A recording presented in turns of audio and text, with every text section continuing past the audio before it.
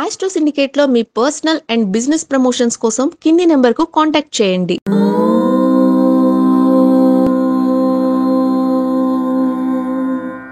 ఓం శ్రీ గురుభ్యో నమః. హరి ఓం. శ్రియః కాంతాయ కళ్యాణ నిధయే నిధయేర్థినాం శ్రీ వెంకట నివాసాయ శ్రీనివాసాయ మంగళం. మంగళం కౌసలేంద్రాయ మహనీయ గుణాత్మనే చక్రవర్తి తనూజాయ సార్వభౌమాయ మంగళం.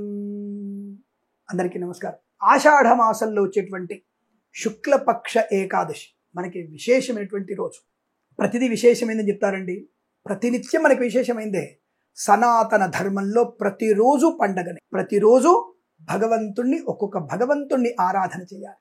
అది ప్రోగ్రామింగ్ అలా పెట్టుకోవాలి. మనం నీకు అలా చెప్పేసి 24 గంటలు చేయమని చెప్పలేదు. జస్ట్ పొద్దున్న లేవగానే స్నానము సంధ్యానుష్ఠానాలు చేసుకొని స్వామివారికి నమస్కారం, అమ్మవారికి నమస్కారం చేసుకొని కాస్త విభూతి ధరించి బొట్టు పెట్టుకొని ప్రసన్నంగా ప్రశాంతంగా మనం ఆఫీస్కి, కళాశాలకి, పాఠశాలకి, వ్యాపారానికి వెళ్ళినట్టయితే విజయం మన సొంతం. అదే మనకి సనాధర్మంలో ఉన్నటువంటి గొప్పతనం. పరోపకారం ఇదం శరీరం. నేనేమి కూర్చొని హోమాలు చేయి, గంటలు గంటలు కొట్టు, హారతులు ఇవ్వని చెప్పాల. అది పూజారి చేసుకుంటాడు, పర్వాలేదు. కానీ మనం కూడా అందులో పార్టిసిపేట్ అవ్వాలి కదా. అంత సమయం కూడా లేకపోతే భగవంతుడు ఈ సమయాన్ని స్వీకరిస్తాడు. గుర్తుపెట్టుకోండి, మన సమయాన్ని భగవంతుడు స్వీకరిస్తాడు. కానీ జాగ్రత్త, ఏది కూడా ఈజీగా ఉండదు. భగవంతునితో ఎప్పుడైతే మనం అనుసంధానం అవుతామో మన ఉన్నతి, అనేక రకాల యోగాలు, శుభాలు, సుఖాలు పొందుకోవచ్చు. భగవంతునితో మన అనుసంధానం కట్ అయిపోయినప్పుడు మనల్ని ఆయనలోకి మనల్ని తీసుకెళ్లిపోతాడు. జాగ్రత్త. అందుకనే ప్రతినిత్యం ఏదో ఒక వ్రతం ఉంటుంది, ఏదో ఒక పూజ ఉంటుంది, నమస్కారం. అదే మన సంస్కారం. పెద్దలని గౌరవించడం, భగవన్ నామస్మరణ చేయడమే ఉత్తమం. సరే, మరి ఈ రోజున ఆషాఢ మాసంలో వచ్చేటువంటి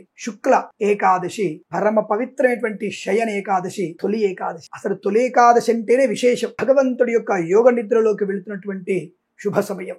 మన యొక్క ప్రశాంతతని, అనేక రకాల వృద్ధిని మనకి ఇవ్వడం కోసం ఆయన ఒక క్షణం కళ్ళు మూసుకుంటాడట. శయన ఏకాదశి మనకి 6 మాసాలు అనుకోండి, కానీ ఆయనకి ఒక క్షణం అది. అటువంటి శయన ఏకాదశి మనకి ఈ ఆషాఢ మాసంలో శుక్లపక్ష ఏకాదశి. ఈరోజు ఒక విశేషం ఏంటి తెలుసా? ఆదివారంతో రావడం. ఆదివారంతో ఏకాదశి మరియు విశాఖ నక్షత్రంతో ఏకాదశి. ఇది తొలేకాదశి, శయన ఏకాదశి, సర్వేషాం ఏకాదశి కూడా అంటారు. సర్వేషాం ఏకాదశి. ఈ రోజున ఎవరైతే నక్తముగా ఉంటారో, ఎవరైతే విష్ణు సహస్రనామ పారాయణ కనీసం 3 పర్యాయాలు చేస్తారో, ఉదయ, మధ్యాహ్న, సాయంకాల సమయంలో మీరు ఎవరైతే విష్ణు సహస్రనామ పారాయణాన్ని తప్పులు లేకుండా చదువుతున్నారో, ప్రశాంతంగా ఉంటున్నారో, ఎవరికైతే ఈరోజు మీరు క్షీరదానము చేస్తున్నారో వారందరికీ కూడా అద్భుతమైనటువంటి ఆ యొక్క శ్రీమన్నారాయణుడి యొక్క అనుగ్రహాన్ని పొందుకునే అవకాశం. ఎవరిని చూసినా శ్రీమన్నారాయణ, మహావిష్ణు స్వరూప అనే భావనతో ఆ పరమేశ్వరుని కూడా అందులో చూసుకోవచ్చు. ఆయన్ని సేవించిన వారికి ఈరోజు విశేషమైన యోగం. ఈ శయన ఏకాదశి రోజున మనము సూర్యోదయం నుంచి సూర్యాస్తమయం వరకు కనీసం నక్తముగా ఉండాలి. రాత్రిపూట ఏదైనా పలహారం తినవచ్చు. లేదు, సూర్యోదయం నుంచి మర్నాడు సూర్యోదయం వరకు నక్తముగా ఉంటూ, అంటే పళ్ళు, పాలు తప్పకుండా స్వీకరించాలి.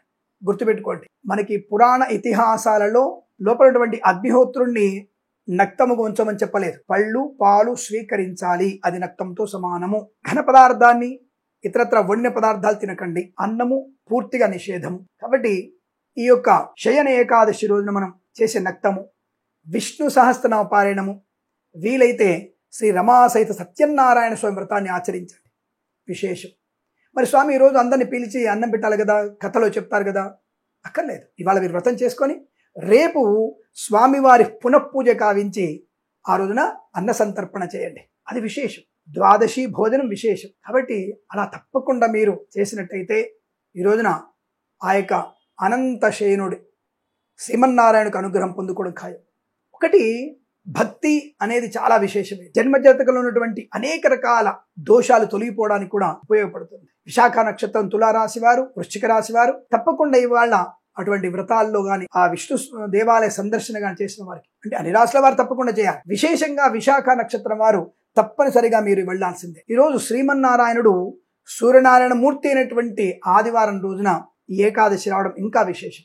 2 రకాల శుభయోగాలు. అందుకే సూర్యనారాయణ మూర్తి ఆరాధన ఉంటుంది, అలాగే సాక్షాత్తుగా శ్రీమన్నారాయణుడి యొక్క ఆరాధన కూడా ఉంటుంది. ఇవాళ ఇంతకంటే విశేషం ఏం కావాలి మనకి? రోగనాశనం. ఇవాళ చేసేటువంటి విష్ణు సహస్రనామ పారాయణ వల్ల సమస్త రోగ నాశనాలు పొందుకోవడం, వాక్చాతుర్యం పెరగడం, కుటుంబ వృద్ధి పెరగడం, కుటుంబంలో వృద్ధి, తల్లి తండ్రి సోదరులతో అనుకూలమైన అనుబంధాలు పెరిగే అవకాశం ఖచ్చితంగా ఉంటుంది.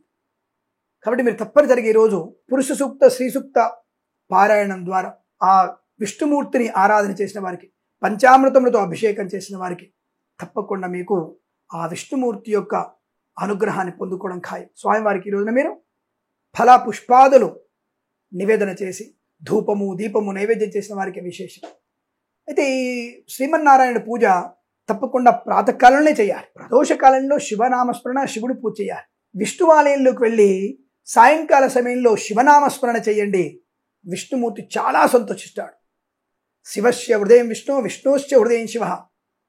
ఎవడో పనికి మాలినవాడు, శివుడు లేడు, నారాయణమూర్తి ఒక్కడే ఉన్నాడు, శ్రీమన్నారాయణ ఒక్కడే అని చెప్పినటువంటి వెధవలకి మీరేమి ఆలోచకల్లా. శివస్య హృదయం విష్ణు, విష్ణుశ్చ హృదయం శివ, యదాంతరం నశ్యామి తదామే స్వస్తిరాయుషి. కాబట్టి పరమేశ్వరుడు విష్ణుమూర్తి ఇద్దరు కూడా వేరు కాదు, శివకేశ్వరులకి భేదం లేదు.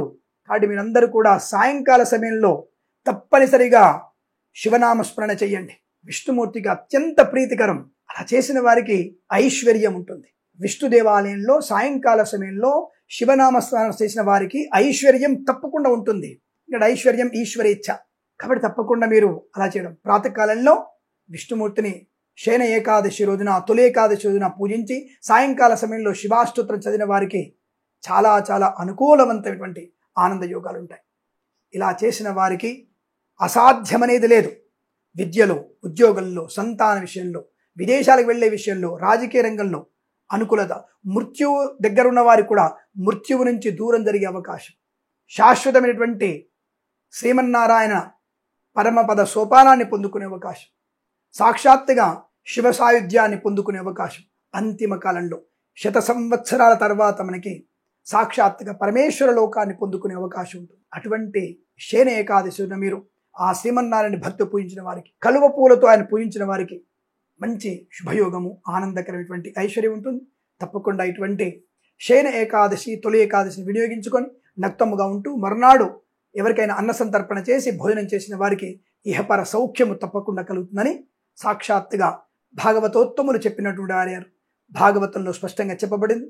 అటువంటి పూజల్లో పాలు పంచుకొని ఐశ్వర్యము, ఆనందం పొందుకుంటారని కోరుకుంటూ సర్వేజన సుఖినో భవంతు. ప్రేమతో మీ కిరణ్ శర్మ.